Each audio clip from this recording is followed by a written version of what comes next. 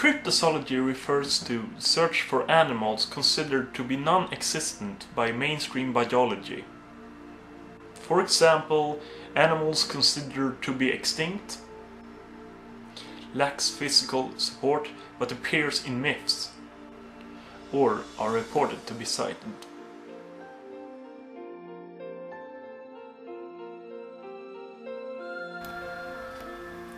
The Loch Ness Monster is a supposed lake monster believed to inhabit the Lake of Loch Ness, located in the Scottish Highlands. It was first reported to have been sighted in 565, but was brought to the world's attention in May 2, 1933, when a part-time journalist, Alex Campbell, reported to have seen, according to himself, the nearest approach to a dragon or a prehistoric animal that I have ever seen in my life. Since then there have been many photographic evidence supporting the existence of the creature. Many people believe the monster is a long-surviving Plesiosaurus, which was an aquatic reptile that was living through the early Jurassic period until the Cretaceous period.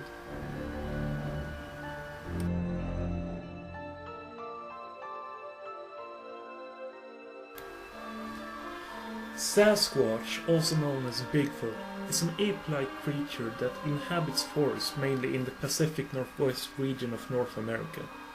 Sighting has been reported since the early 19th century, and the first footprint claimed to be made by Sasquatch was reported in 1811. Since then there has been many reports of either footprints or observations, and the biggest footprint 20 centimeters wide and 60 centimeters long. The most famous photographic evidence of Sasquatch was a motion picture filmed by the hunters Roger Patterson and Robert Gimlin on October 20, 1967, which showed an unidentified subject of something that looks like a tall ape-like creature. Some scientists have judged the film to be a hoax, with a man in a gorilla suit, but others are skeptical and believes that it's virtually impossible for a human to replicate the movements that smoothly. Patterson, who died in cancer in 1972, swore on his deathbed that the footage was authentic.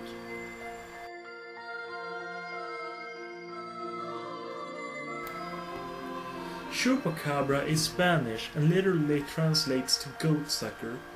The story begins sometimes during the 70s in the small town of Mocha, Puerto Rico, where it was reported that livestock was killed and drained of blood. But what they all had in common was two small holes in their necks. They soon named whatever killed the livestock El Vampiro de Mocha, the vampire in Mocha.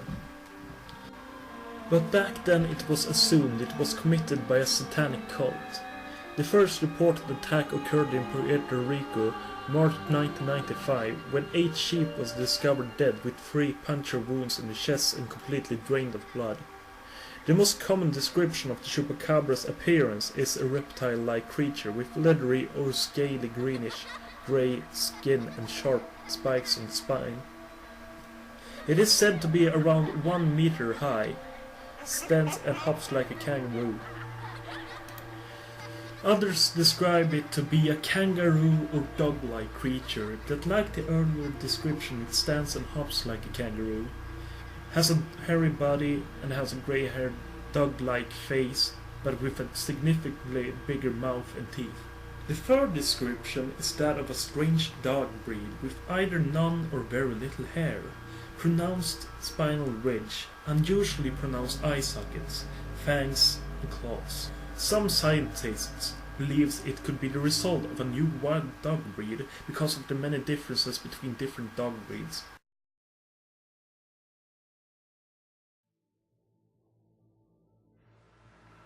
Paranormal activity generally means supernatural, or what goes against our conventional understanding, what is physically possible.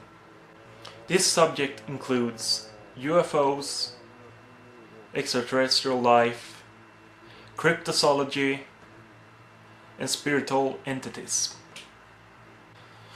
But for this time I have chosen to focus only on spiritual entities, which is also what most people think of whenever they hear the term. A ghost is commonly believed to be the spirit, soul, or the energy that is left after a deceased person. Unlike a demon, which is described to be a malevolent spirit and have never had a material body of their own. These are usually considered by religions to be spawn of the devil, and are often blamed to possess people. Many people have reported that they have encountered, photographed, or that they are gifted with the ability to see, hear, and or make contact with spiritual beings. My idea was to share a story about ghostly encounters. The one story that I am going to share with you is something that happened my good friend Maria's drama teacher, and it begins like this. It happened when she lived in a 6-room apartment just above a fire department in Burträsk in northern Sweden, which she got really cheap because of the fire alarm that was screeching every morning at 10 a.m. After she lived there for a while, she began to feel this strange presence, and often thought she saw a cat in the corner of her eye, which was peculiar to her since she did not have one of her own. Other strange things occurred.